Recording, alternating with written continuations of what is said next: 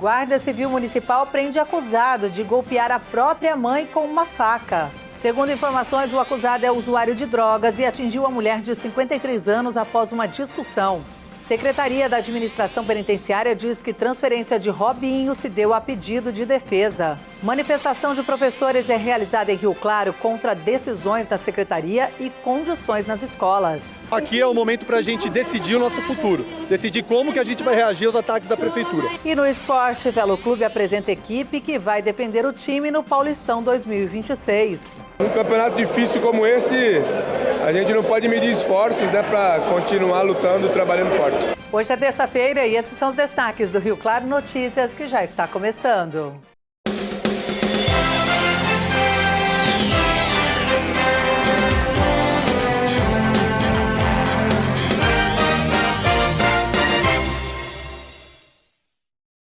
Olá, boa noite.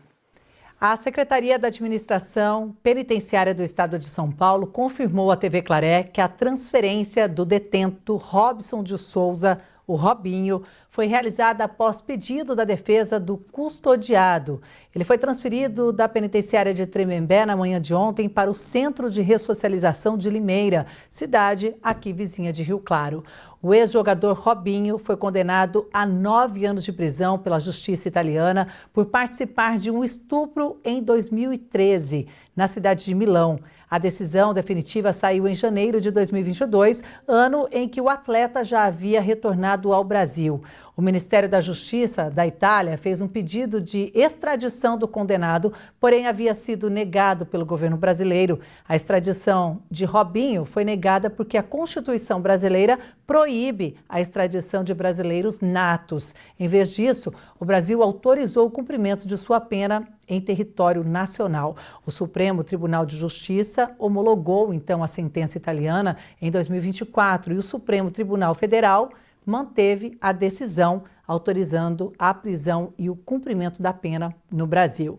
A defesa do preso solicitou a transferência para Limeira, alegando que Robinho é réu primário e que mantém boa conduta durante o cumprimento da pena. E a Guarda Municipal de Rio Claro prendeu um indivíduo em Ajapi, acusado de golpear a própria mãe com uma faca. Quando chegaram no local, a vizinha já havia socorrido a vítima.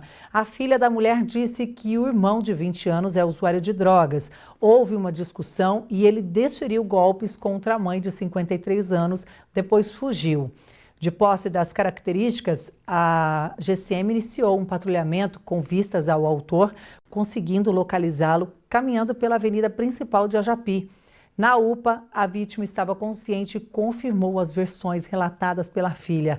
O médico de plantão disse que a vítima havia sofrido ferimentos na cabeça, pescoço e estava fora de perigo, porém precisou ficar em observação. O filho foi levado para a delegacia e ficou à disposição da justiça. Mudando de assunto, teve um manifesto em Rio Claro ontem de professores que reivindicam melhorias no setor da educação e também contestam decisões da secretaria, como o não pagamento do terço de férias dos servidores. O encontro reuniu dezenas de profissionais que protestam contra o não pagamento do terço de férias e muitos outros temas. A mobilização acontece depois da audiência pública da semana passada, quando os vereadores questionaram a secretária de Educação sobre os impactos das medidas anunciadas pela Prefeitura. Segundo o governo municipal, as mudanças fazem parte de um processo de readequação administrativa e financeira. Além do não pagamento do terço de férias, para quem completa um ano de trabalho após 4 de janeiro, outro ponto de conflito é a licença-prêmio, benefício de 3 meses de descanso concedido a cada 5 anos de trabalho a quem não teve faltas graves. Em alguns municípios, como é o caso de Rio Claro, o servidor pode escolher vender parte da licença e receber em dinheiro. Durante a audiência, a secretária de Educação reconheceu que o benefício está suspenso temporariamente devido ao corte de gastos da Prefeitura. Quando eu dou uma licença prêmio em pecúnia, eu estou criando uma despesa que não está prevista, porque eu não tenho como prever quem vai pedir licença prêmio naquele ano. Eu só posso ver isso a hora que chega para mim. E também, se eu der a licença em gozo, se eu tiver que colocar alguém no lugar, a senhora concorda que eu vou ter que pagar aquela pessoa que está em licença e o que está substituindo. Então, eu estou criando uma nova despesa. Por isso que muitas vezes a gente não defere a licença. Agora, o direito de tirar a licença, ele vai ter. E a legislação prevê que tem até 15 meses para fazer uso dela. Os profissionais afirmam que a suspensão da licença-prêmio prejudica o planejamento de carreira e interrompe um direito conquistado pelo Estatuto do Servidor. O pessoal se planeja para usufruir desse direito, 5 anos não são 5 meses, então tem um anseio para poder usufruir desse direito, e aí de repente a prefeitura fala que agora vai ter que esperar mais um ano e 8 meses. Ou seja, uma licença que era para ser de 5 anos vai virar 6 anos e 8 meses. Aí tem um planejamento, às vezes, de viagem, de gastos, de dívidas também, que a gente sabe. Uma categoria que tem, nos últimos anos, o seu salário sendo comido pela inflação, comido pelas negociatas ali, esquemas de prefeitura e sindicato e vereadores, vai tendo cada vez mais o seu salário comido.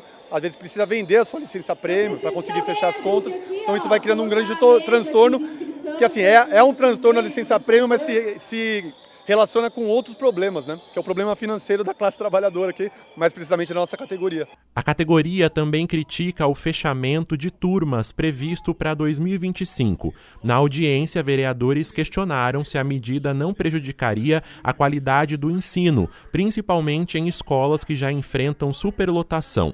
A secretária de Educação afirmou que o fechamento de salas segue critérios técnicos como demanda e reorganização da rede e negou que isso traga prejuízo pedagógico. A taxa de natalidade ela tem diminuído no nosso país, não é novidade para ninguém.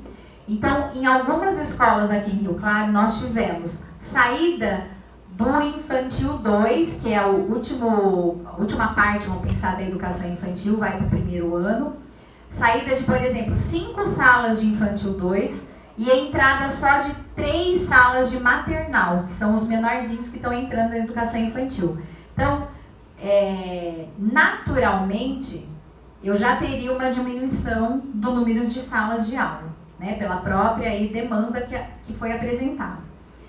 Nós fizemos esse cômputo, nós acabamos de fazer essa demanda e realmente nós tivemos 32 salas, das quais 16 salas já estariam fechadas, independente da minha vontade ou não, por esse decréscimo de matrículas. Até hoje a Secretaria de Educação não deu nenhuma satisfação do porquê disso. Eu faço parte do Comerc, que é o Conselho de Educação, e também não tem uma postura oficial da Prefeitura para esse fechamento de salas.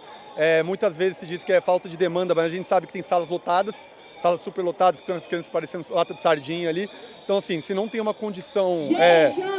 Não é isso, não é falta de demanda, a gente sabe, a gente está nas escolas, a gente está nas salas de aulas, se a gente não está em todas as escolas, tem colegas em todas as escolas, conversa, então não bate, o que eles alegam não condiz com o que os professores relatam. Diante de tantos problemas apresentados pela categoria, a Assembleia de hoje teve um peso ainda maior.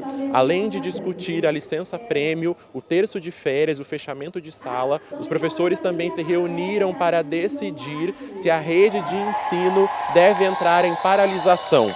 A categoria afirma ainda que, se nada mudar, novas mobilizações devem acontecer.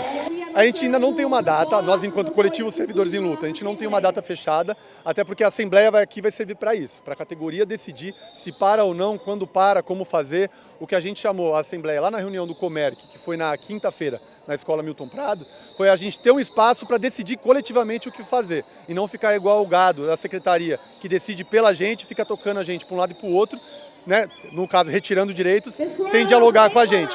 Então aqui é o momento para a gente decidir o nosso futuro, decidir como que a gente vai reagir aos ataques da Prefeitura.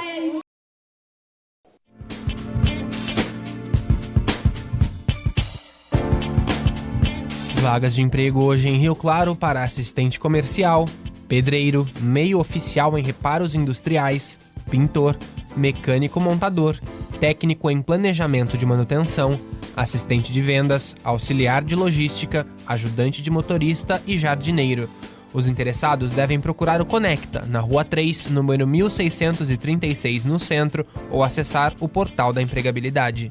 A gente vai para o intervalo e daqui a pouco vamos falar de esporte e também de Velo Clube, viu? Porque ontem foi apresentada aí a equipe que vai defender o clube no Paulistão 2026.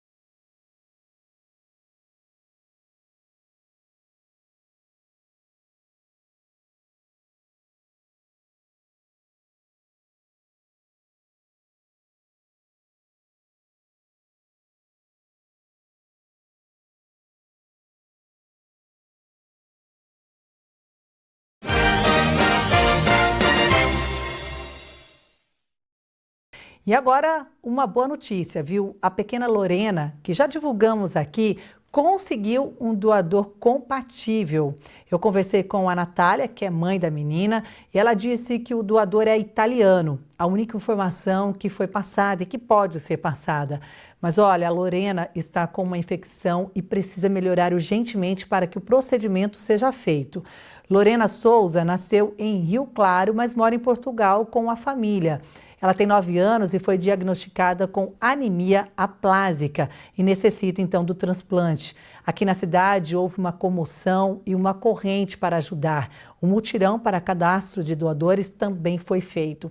Agora a família pede orações para a melhora da menina e que tudo seja feito o mais rápido possível também para a sua cura. Nós recebemos essas fotos agora pela manhã da mãe da Lorena, né, a Natália, e estamos todos aqui em oração e torcendo com energias positivas para que esse procedimento seja feito o quanto antes.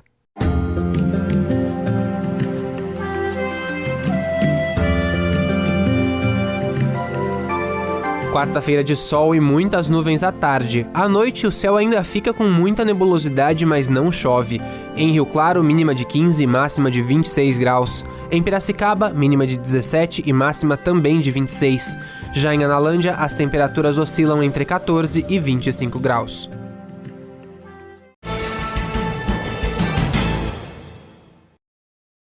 Vamos falar de esporte, expectativa para 2026 com as competições que o Velo Clube vai encarar e ontem foi apresentado aí o elenco que vai disputar o Paulistão. Alguns nomes já são conhecidos da casa. Em clima descontraído e de olho em 3 disputas importantíssimas do futebol brasileiro. Foi assim que o Velo Clube apresentou a equipe que vai defender o manto. São 27 jogadores. Dentre eles, 6 já estiveram por aqui na última temporada. E agora, além do Paulistão, a equipe tem outros desafios. A Copa do Brasil e o Brasileirão Série D. O que a gente fez no Velo? Contratou um time para a Série A do Paulista, certo? Vai contratar um time para a Série D do Brasileiro. Tudo na sequência.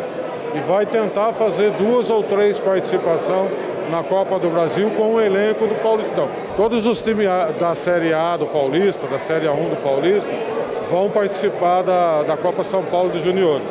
O Velo já está participando, o time já está fazendo a pré-temporada e o treinamento, e dia 25 de novembro sai o sorteio das sedes. Apesar da complexidade dos outros campeonatos, o Paulistão ainda é o mais difícil para o Galo Vermelho, já que as mudanças no formato tornaram a competição ainda mais acirrada. Eu, particularmente, prefiro um campeonato com mais jogos. Acho que é muito mais atrativo. Você tem condições maiores de buscar algo maior dentro da competição. Mas como já foi definido, só cabe a gente respeitar, aceitar e continuar se preparando forte para fazer um bom campeonato. Entre as 8 equipes que o Velo vai enfrentar no Paulista 2026 estão o Corinthians, o Santos e o Bragantino. É um novo formato, né? Pra gente é novidade, todos os clubes ainda estão, todo mundo estudando nessa nova fórmula. Mas quando você enfrenta equipes do nível que a gente vai enfrentar, não dá para escolher muito a fórmula, né? A gente tem que estar sempre muito bem preparado. Vou repetir, o Velo hoje é uma equipe que também tem o respeito dos outros clubes no estado, e isso para nós é muito importante. Um campeonato difícil como esse, a gente não pode medir esforços, né, para continuar lutando, trabalhando forte. Após o tão sonhado acesso, o Velo Clube conseguiu alcançar o objetivo de se manter na elite do futebol paulista. Para 2026, a expectativa é ir ainda mais longe. E para isso, o entrosamento da equipe dentro de campo já começou. Por aqui, os jogadores já entenderam a responsabilidade de vestir a camisa rubro-verde. Os novos atletas também muito dedicados. Eu digo assim que alguns já até entenderam o que é o Velo. Se você vê os nossos treinamentos, muita pegada, muita força, muita raça. Então eu acredito que houve sim alterações, mas não vai mudar muito o nosso embate. A gente vai com a nossa garra, com a nossa fé, que foi o que deu certo e eu creio que dará de novo.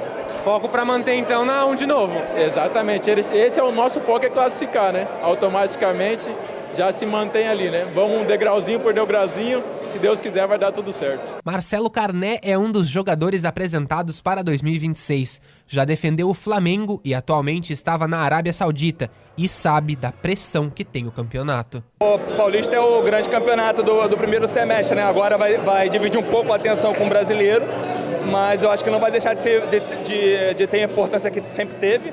Eu acho que é um caminho aqui em São Paulo, o campeonato é muito competitivo, acho que como se fosse um mini brasileiro, né? Hoje, se o Botafogo de São Paulo não cair de divisão, são 10 times na primeira e segunda divisão do brasileiro, então eu acho que é o grande campeonato desse primeiro semestre, até porque o brasileiro ainda é muito longo, então acho que as atenções vão continuar sendo voltadas para o Paulista como tem sido ao longo desses anos, né? E para quem tem a paixão pelo Velo Clube passada de geração em geração, as expectativas para a nova temporada são as melhores. Meu pai jogou no Velo, ele começou nos juniores, chegou a subir para o profissional. A gente vive esse amor chamado Velo Clube e depois que a gente teve o acesso, foi uma explosão de emoção que a gente pôde viver. A expectativa é muito boa, a gente espera fazer um bom Paulistão, principalmente para se manter, que é mais o objetivo, e tentar se classificar para as quartas. Com o calendário cheio, a gente vai ter que trabalhar muito, principalmente como torcedor, em questão de logística, jogo fora, jogo em casa também, mas a expectativa é muito boa. Chegar numa segunda fase de uma Copa do Brasil e se manter no Brasileirão pelo primeiro ano, jogando a primeira vez numa divisão nacional. E estando presente com a torcida em todos os jogos. Com certeza. De um jeito ou de outro tem que estar nos jogos, não tem como. É importante a gente frisar que o Velo Clube está se preparando muito bem para fazer um Paulistão que a gente sabe das dificuldades. Sem dúvida, depois do Brasileiro da Série B e do Brasileiro da Série A, o campeonato mais difícil que tem no país é o Paulistão. Mas o Velo já mostrou que tem força, tem trabalhado muito para crescer, né, e vem para ficar no futebol nacional. É um grupo difícil, a gente já sabia disso, mas a gente está se preparando para enfrentar com muita força. Esse foi o Rio Claro Notícias desta terça-feira. Lembrando que você pode rever as reportagens no nosso canal no YouTube, no portal tvclaré.com.br e nos seguir também lá no Instagram. Uma ótima noite, até amanhã. Tchau, tchau.